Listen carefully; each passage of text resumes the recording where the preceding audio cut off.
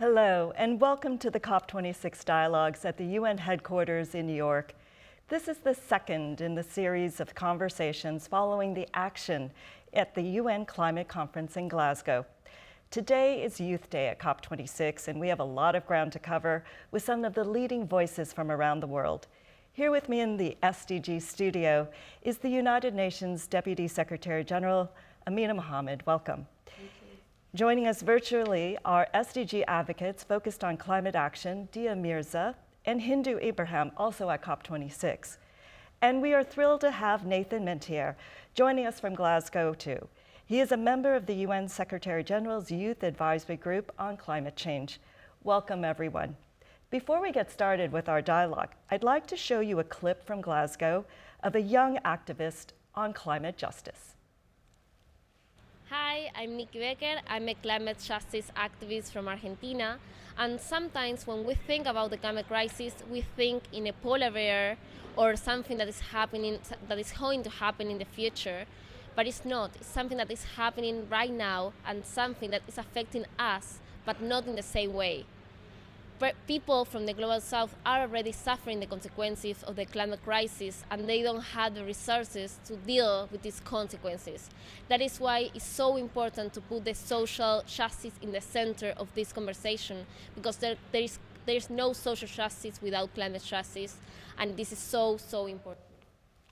No social justice without climate justice. Deputy Secretary General Amina Mohammed, young people like Nikki Becker from Argentina are on the front lines of climate change. They are determined and are demanding action now. Is the world failing them? What can we do to reassure them that we're working with and for them to make a better world? Thank you so much, and it's great to see dear Nathan Hindou here with us and to hear Nikki's powerful words. Failure at COP means that we're not addressing a 1.5 degree world, that we are not on track for Paris, that we are not implementing the SDGs. What we're doing today in COP is a demonstration that we're keeping all three alive. We are very far from where we need to be, but we are keeping it alive. And it's so important to hear today on Youth Day those voices that we are hearing from our leaders on what we need to do that. It's very clear that on Paris we're talking about the ambition and net zero, and implementation needs to happen by 2030, not 2050 or 2060 or 2070. The finance needs to be here now. There are the resources in the world, but what we need is a political will to open them up so that we can find that the pipelines for the transitions we keep talking about to green are actually financed in all the different ways that Nikki talks about. Because each country, each nation, each region is different in its demands for that. Are we stepping up? I think that we are in the United Nations. I think that you've seen the Secretary General's leadership in bringing all parties together and really pushing for the max. I think that his relationship with the youth has grown. We still have to do even better in countries and not just at the global level. So how we carry this to implementation at the local level is going to be what it means. So the gathering in COP, keep the 1.5 degree alive. Today, we are not attaining it. We're hurtling towards 2.7 degrees, and that's just not acceptable. But yes, I think that there is a degree of failure, but it is not inevitable. There's still something that we can do about that and do it together, individually, collectively, and Youth Day will give us, I believe, the energy to get over the line. Thank you, Deputy Secretary General. You've often said it's all about intergenerational leadership, and I'd love to turn to Nathan and just get your point of view. What are you seeing? What are you feeling? Hi, Annmarie and Amina. I hope you can hear me well. It's a very important discussion we're having today at the COP26. It's about making sure so that young people today who are asking for not just climate action, as it was said before, but also making sure that this climate action is rooted in social justice. And I think that too often in this very important conferences, we tend, to reassure ourselves talking about very expert topics. And this is why it's so important for us today to be here to show that we exist, because we do not look at this question just from a climate action, or just from a biodiversity, or just from a poverty aspect. We look at this question from an holistic perspective. And I think if there is one message, and I was striking with everyone just an hour ago in the street of Glasgow, if there's one message that we have, is that we do not want any kind of climate action without being rooted in social justice.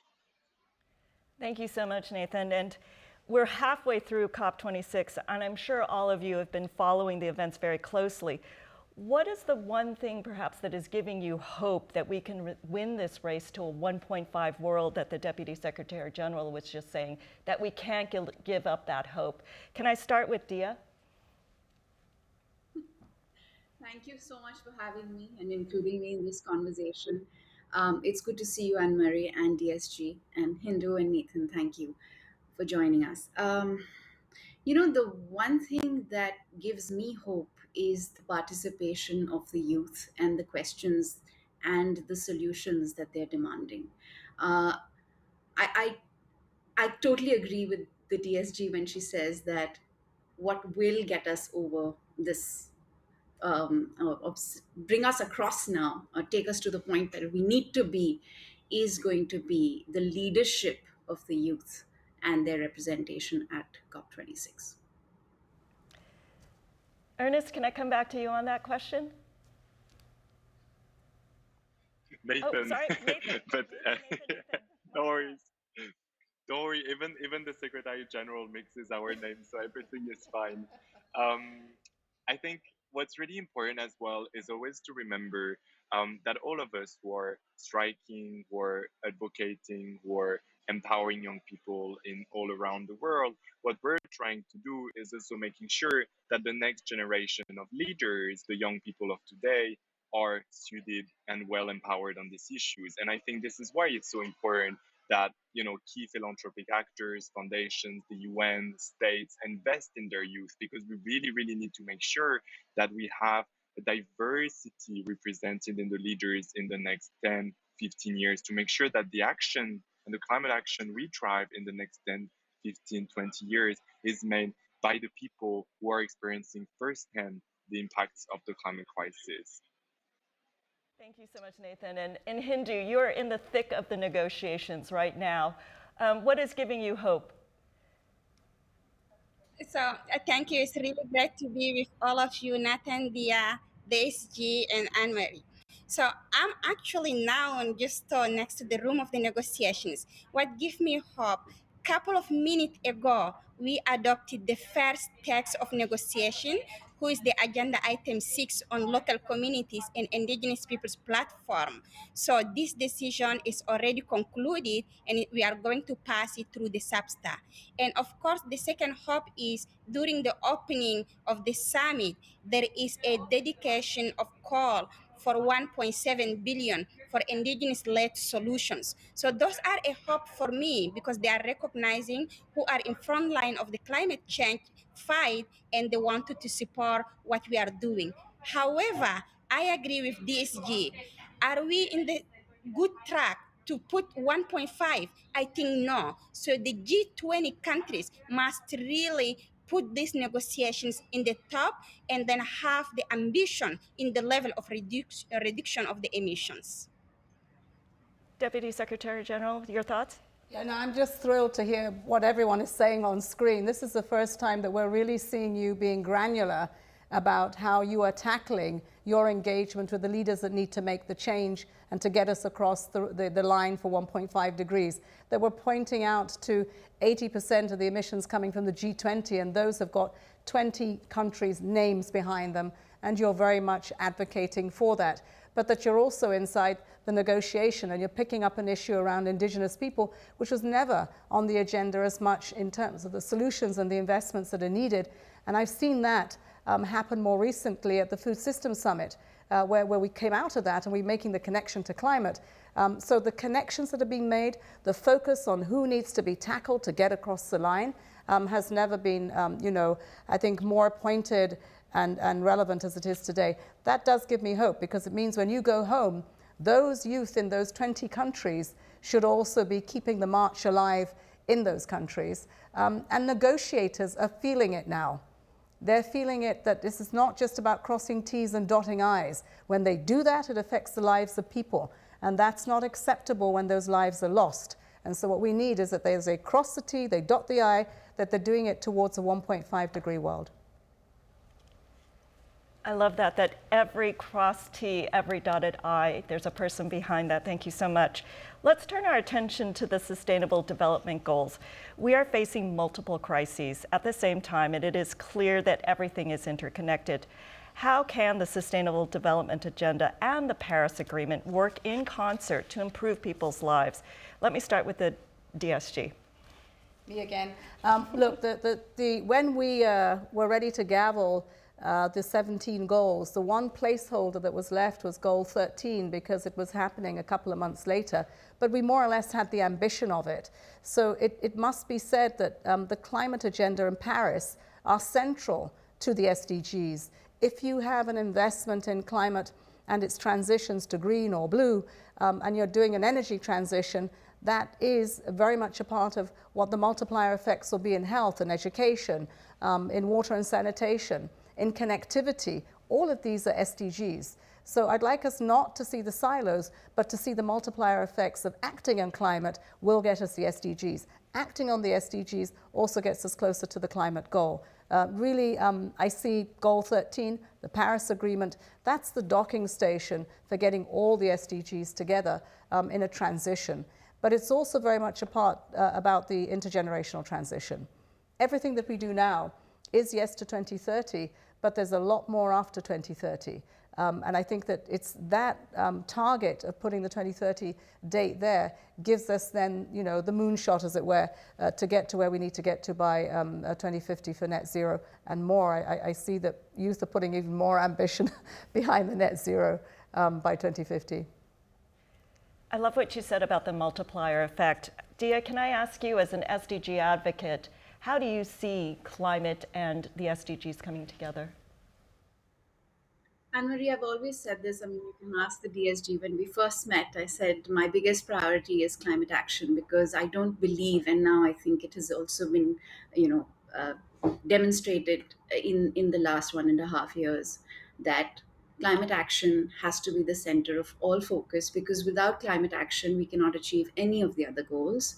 And it's now also about achieving human rights, and how can we possibly have social justice without climate justice? How can we have human rights without climate rights? And how can we achieve any of our goals if the inequalities continue to be widened because of climate inaction? Nathan, does what DSA resonate with you, that you can't have any other rights without climate rights? Of course, I agree with this, but my worry, and I can really see it also at the COP26, is that then you have also very powerful interests who try to utilize this emergency to push for their own solutions. For example, nuclear power, for example, geoengineering. And this is worrying me because I don't think that to drive this transition, to drive a fair and green transition, we can only rely on technology. So this is where I'm a little bit also always worried in terms of climate action is at the center of everything. Of course it is, but let's always remember that to drive this transition we need, it has to be done with and by the people, with and by communities, and not by powerful and powerful interest relying only on technology. So I think this is really important. And I just wanted to come back as well on what Amina said. I think what's really powerful at this COP is also that whenever a delegate or a state leader, a minister is in the street here, downstairs, between the pavilion, between the negotiation room, there are young people everywhere. And we all know who they look like, and so we keep them and we talk to them and we tell them, you have to do this, you have to do that. And I think this is very powerful, and I think we need to keep having young people in these events. Is very, very important. I'm glad I'm not a Minister of Environment today. I love that you're putting and keeping the pressure on every waking moment.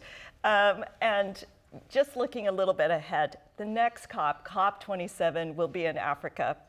What is this going to mean for the youth in the region? And can I start with Hindou on this one? Yeah, so I mean, that's also the reality. When you talk about climate and SDGs, just to firstly go to the ground to see.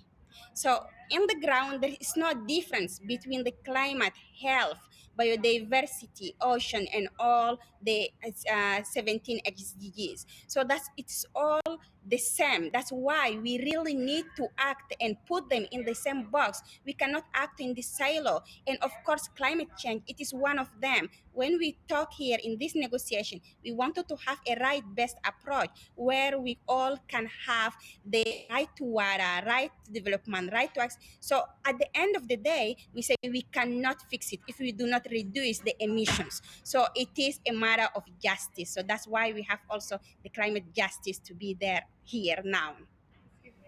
And so how do we keep the pressure on between now and the COP going to Africa next year? I think the first thing we have to do is have a level of solidarity that comes out of COP, harvesting that keep the 1.5 alive. If we can't take enough out of Glasgow into Africa, we would have failed everyone. Africa is a representation of where is the least solidarity today. There is bridges of trust that have been broken and they need to be rebuilt. There's less than 5% of vaccines in Africa, and we're talking about boosters in New York. We have to get real about the solidarity. We have to mean it more than just the words that it represents. Social justice is at the center of what we're speaking to, and people's rights, as Hindou has spoken to, Nathan has spoken to, Dia works with every day. We must not be distracted in COP. I think Nathan's spoken to a few issues. They are important, but we need clarity on what needs to be kept on the ambition, the mitigation, and the finance. It's very clear to everyone what we need. The handshake for 100 billion has not happened. It's a handshake. 100 billion is not going to be the resources to get us climate action. It's trillions, and we have to move that. But if we can't even do the 100 billion, then we are far short. The same with 50% financing for adaptation. Let's not muddle the figures. Let's be really clear that when we have a pipeline that takes 50% of adaptation to financing, that's Africa. That's many of the small island developing states who are already either going under or suffering daily from climate change. And to remember that it's about the environment, it's about pollution, it is about the biodiversity. So bringing all these threads together and taking that into Africa. It will be the litmus test for how we treat our human family and the earth that we live on. But it will give us a lot of hope because there are many solutions on the table. The trouble with those solutions is that we've got to get them past a pilot project, past a concept. We've got to get it to scale with a sense of urgency. So I hope that we can harvest in Glasgow, take to Africa, and really begin to sow those seeds and to reap the benefits of that climate harvest. Thank you, DSG. And so before we get to Africa, we have one more week of COP26. And as we come to the close of this second dialogue, what are your hopes for next week and any of your closing thoughts? I'm going to start with Nathan, Hindou, Dia, and give the last word to the DSG. Nathan, start us off. Yeah, I would like to say again that it's really, really important. When we talk about climate justice, it's also about the 100 billion. If today the states cannot provide those who are with the opportunity to decarbonize their development so that they do not produce the mistakes global north countries and developed countries have done the past years, then really, really, we do not have any intention to do climate justice. So I think for this COP, the main objective is the 100 billion. This is extremely important. And the countries that have led the development, how we know, that are also having the biggest industries, need to invest in the developing countries now and much more than they've done in the past. Hindou, what are your thoughts for next week and beyond? Yeah. The hope of the next week or next years, I think it will be set up from now. as the SG said, we wanted to see the cash in the tables that can go to the communities, helping them to act now. We do not live in the hope on commitment, and that need to be understood here. And we do not also live in the not of this hope of the speech. We have to live in the hope of the action on the ground, so that can give us the hope in order to start the next week and the next year, while the COP going to be in Africa, into the most urgent place where we need to have the climate solutions right now. Thank you, Hindou. Dia, your thoughts? Well, it's hard to add much more than what has already been said, because I think Hindou and Nathan have specified it. I think if by the end of COP26 we could have achieved one thing, which is an absolute commitment from leaders to make that contribution towards the countries that need it, of 100 billion annually, we would have achieved something this time. DSG. Really difficult after these three voices, but I would like to say commitments like from the president of my country in Nigeria, when he says he's committing to an afforestation program. I'd like to see that that connects with the Great Green Wall. I want to know that it's an economic corridor and not just planting trees for the sake of planting trees. When our Prime Minister from India said he's moving from 450 to 500 megawatts of power that is green, I want to know in which states is that going to land and which communities, and how is that going to power technology and really make a life for people and not just a figure that goes into a commitment. And I want everyone to remember through the presence of the youth at COP that there is an Hindou, a Dia, a Nathan that is either standing on the banks of Lake Chad that is basically dried up, or is in a different climate reality for which we can't afford to fail at COP. We must keep the 1.5 degree alive. And if it's alive, that's not failure, that's hope. That takes us to the next fight, and that would be in Africa. On that note, I just want to thank you, Deputy Secretary General Amina Mohammed, Nathan, Hindou, Dia, all the best to you as you continue on at COP26. Stay tuned for the next conversation on COP26 Dialogues. The next one will be focused on sustainable transportation, which will take place on the 10th of November. Thank you for joining us. Goodbye for now. Thank you, everyone. Bye.